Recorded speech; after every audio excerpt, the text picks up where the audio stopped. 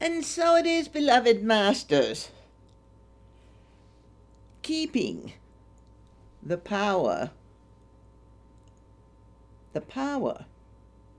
of love. And it is, beloved masters, we will start by making this statement. There are no victims.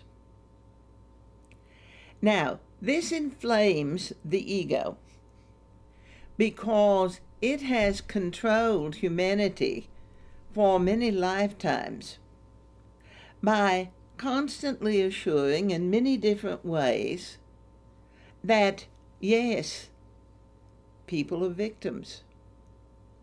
And we say there are no victims, not to take something precious from you, your right to be a victim, but, beloved masters, to give you back the power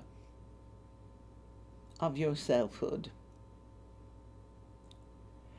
And in that understanding, that realization, that recognition of who you are, to keep that power going. It isn't about attempting to hold on to it. It's about flowing with it. The power of love. And discovering what love is really. Because we say the power of love, and the finite mind says, romance. I must find someone to be with. And we say, unity of self with self. Because romance still is something that isn't with you. It's something that's out there somewhere that perhaps someday you'll find it. And very often people think, operative word being think, they have found it, only to have what they thought was the absolute end-all be-all, isn't it all loving. Because until you are willing to connect with the power of love in yourself, the fear that humanity harbors of intimacy prevents a really deep relationship with anyone else.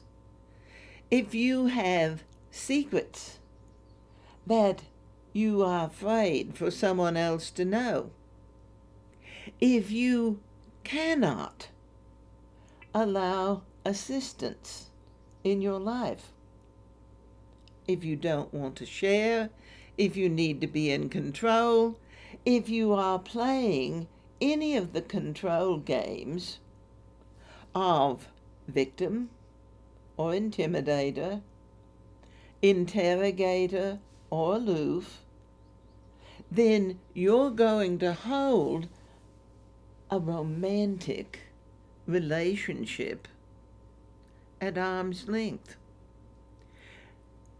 The fear of being hurt.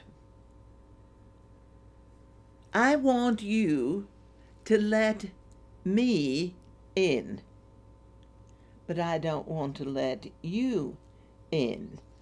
Because if I let you in, then I become vulnerable. So when we say the power of love, it's not a romantic notion, it's a homecoming to the depth and the breadth and the scope of you. And I can assure you, beloved masters, as you began to dawn on that, to discover the scope, the reality of who you are, many people back away from themselves because it's too big. It's terribly frightening. I can't control that, the ego says. Love isn't about control. And so, beloved masters, keeping the power of love in your life requires that you connect with who you are. And as you come home to yourself and really connect with who you are, you also plug in to the dynamics of the unconditional love of the universe. And yes, again, it is so big. And yet, to imagine, to feel, to surrender to that much love loving you. And it's so sweet that it can bring you to tears. The love you have longed for and spent lifetimes looking for outside of yourself, because the illusion has always reinforced the lie that anything of value is not in you, it's out there. Anything you want is out there. Anything good is out there. And to keep the power of love is to realize you have an absolute integral connection to all that is. And the finite mind is fighting this realization. And so there are factions all over the planet of different belief systems, different concepts, different levels of fear about what if they connect to the love before I do?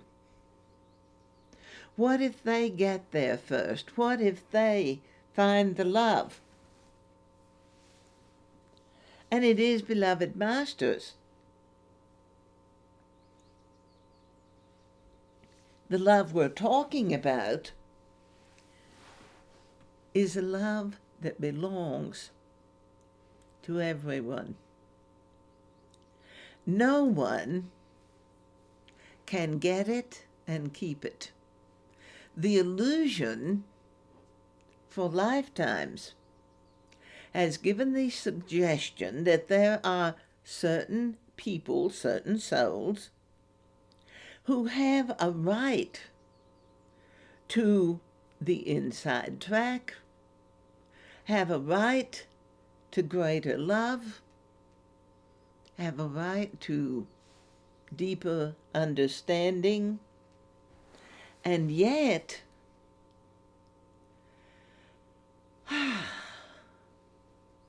the reason it's never really seemed to pay off much is because so often the ones that are saying they have all of the love, all of the wisdom, all of the concepts of input are simply saying it. And they live in a fear that they will be found out. And so, as you may notice, Revelation is pulling the covers off of everything. And those that are still attempting to live by the old standards are being revealed. Revealed in the ignorance that they have feared others might find. Revealed in the cruelty that they have used to get their own way. Revealed in the inappropriate behavior patterns. Revealed in the hatred. And the love is moving in to all of those revealed places. And the love has no judgment. The love, unconditional love, universal love, doesn't say, I can't go into a place where hatred has been because it's a contaminated place. Love says, I can go anywhere. Love is the element of divine law that creates safety beyond any measure, security right where you are. And you, dearly beloved, divine creative masters, make the safety and keep it going by keeping that power of love. And the finite mind wants to fight. And the finite mind has lived by war for eons of lifetimes. And fight, people will. And fight. And fight until they become so tired, so disgusted, so empty, that they will forgive fighting. And for each one, not when a few stop fighting, everyone will. This is a master's choice. It's something that each person gets to come to within themselves. And the first thing the finite mind says is, what are we going to do to make them think like we do? How are we going to force them to comply to our understanding? We'll just kill them. And that will eliminate the enemy. Except, beloved masters, that which you have called enemy for lifetimes is half of you. They are simply mirrored reflections of aspects of yourself that you have feared, hated, judged for lifetimes. So keeping the power of love, keeping it. To be a keeper of love is to forgive the hatred, the fear, all of those erroneous belief systems that create the fear, that causes the resistance, the immobility, the incapability of making a movement because you're so fearful. And as the resistance begins to break apart, the pain that you suffered mentally, physically, emotionally begins to dissipate. And as you are willing to forgive the battle, it begins to go away. And you have the freedom of greater mobility, physical mobility, mental mobility, emotional flexibility. And the fear, I can't do that. What would they say? Begins to melt away.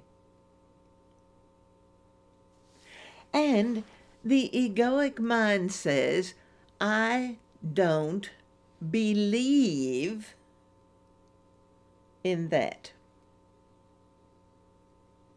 And the truth of it is, beloved Master, that's perfectly fine. You don't have to believe in it. And this may sound like a cliche, but God believes in you. God loves you, no matter what. So you don't have to believe in the power of love. All we would ask you to give yourself is an opportunity to have the experience of living that love within yourself, experiencing the connection to divine law that surrounds you, that indwells you. And as you allow it, it is the magic that masters use for creation. Magic with a K. The connection to the ancient wisdom that you carry right now in this moment in your DNA, in your cellular structure. It is in the records called Akashic. You have always been a master. And the finite mind says, we're not hearing anything new. Beloved masters, in many ways you could say we are telling you ancient stories to awaken within you the remembering of the truth of all that you are. Stories that are so old, they're new.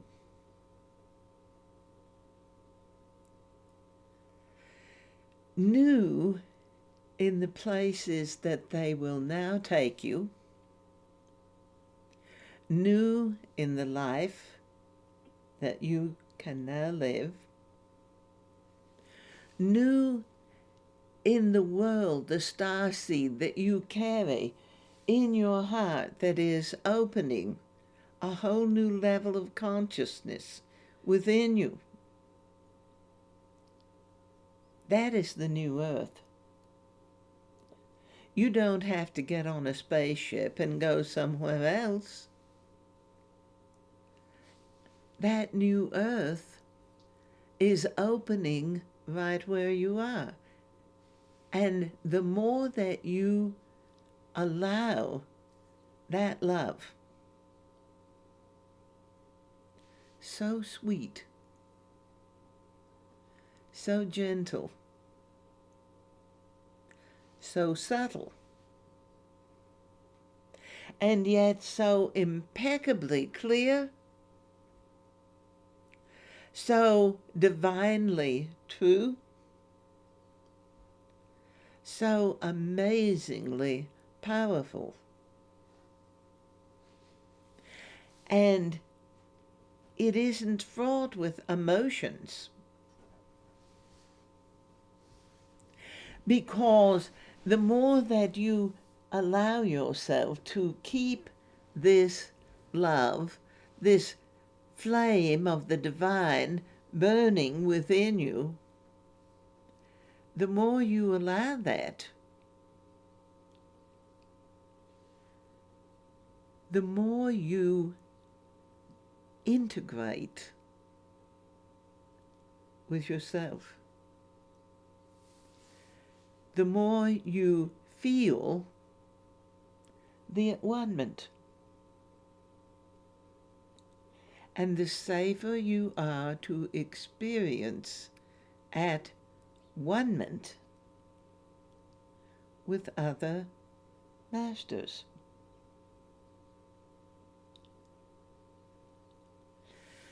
The egoic mind divides.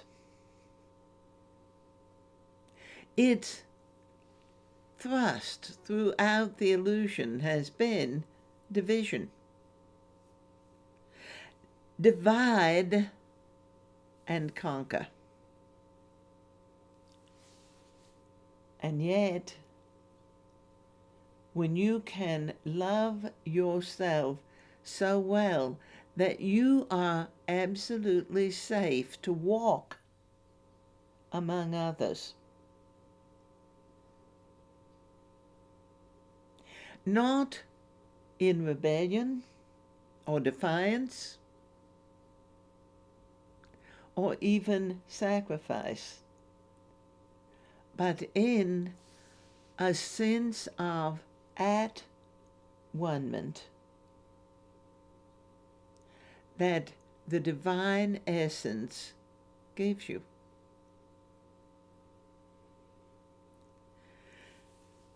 The avatars have walked on the planet, and as long as we choose to be safe, we are. For various reasons in the illusion, the masters have often allowed themselves to make a statement by letting humanity crucify them, kill them in some way, because the illusion would remember that. And so, the Master Jesus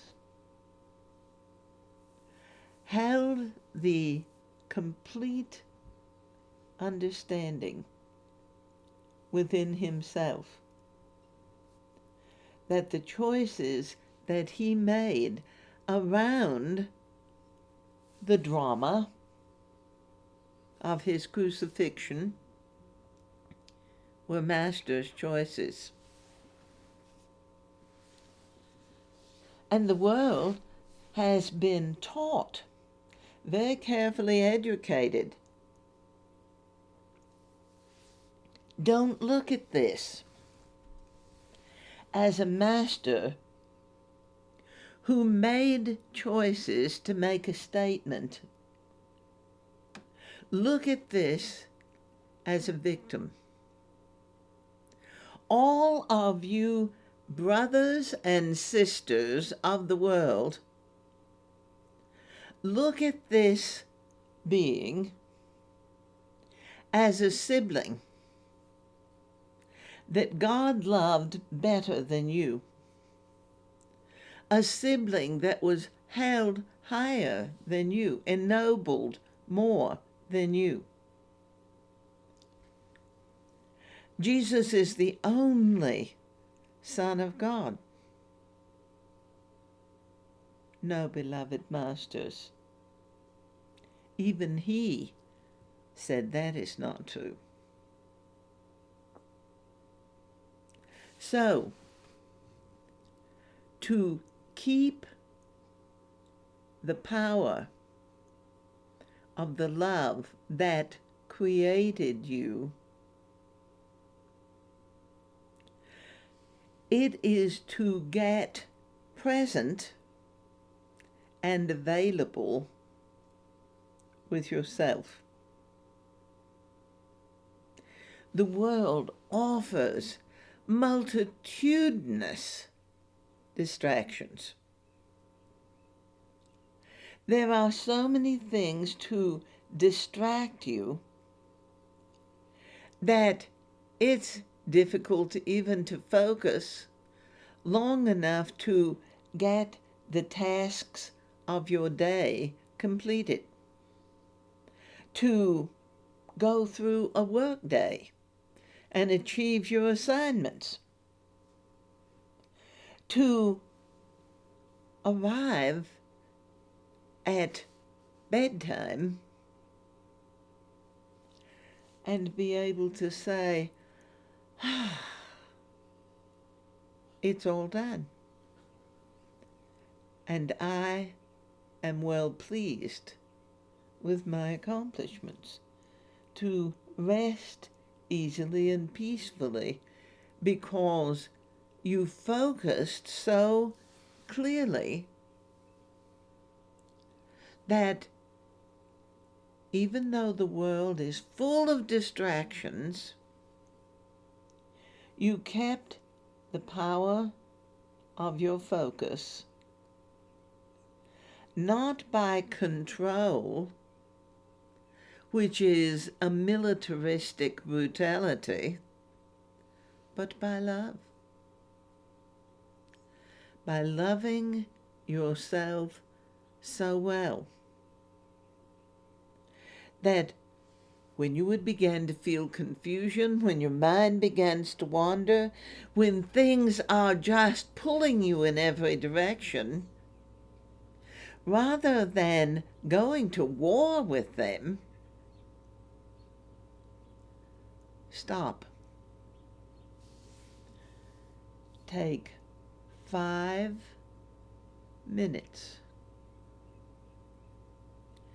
and focus, not in your head, focus in the area just below your heart,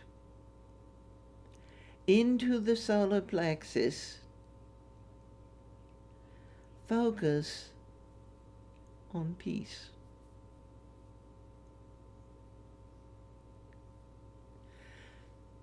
Focus on you. Focus on the power of love. 5 minutes to quiet yourself, to still yourself,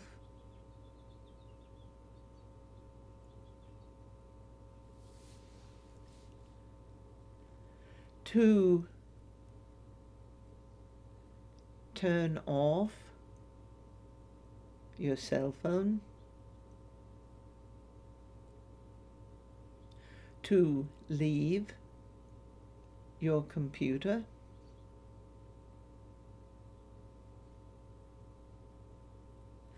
to make your choices, and in the power of love, to trust them.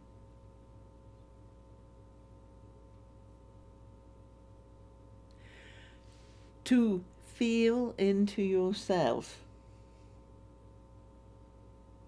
and find those erroneous belief systems that are there, residuals from the illusion. They no longer serve you. They crowd your inner closet. They are stuff of other times. How many things, beloved Master, in these times are you finding no longer serve you?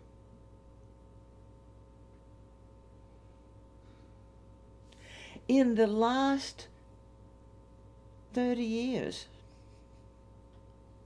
how many forms of electronic device have you been through that this one is now antiquated, this is the latest thing, now it is antiquated, this is the latest thing, this is now antiquated? Beloved Masters, that was in your physical world, and yet the physical world is an outer reflection of what is going on inside of you. So the technology is reflecting your evolutionary process.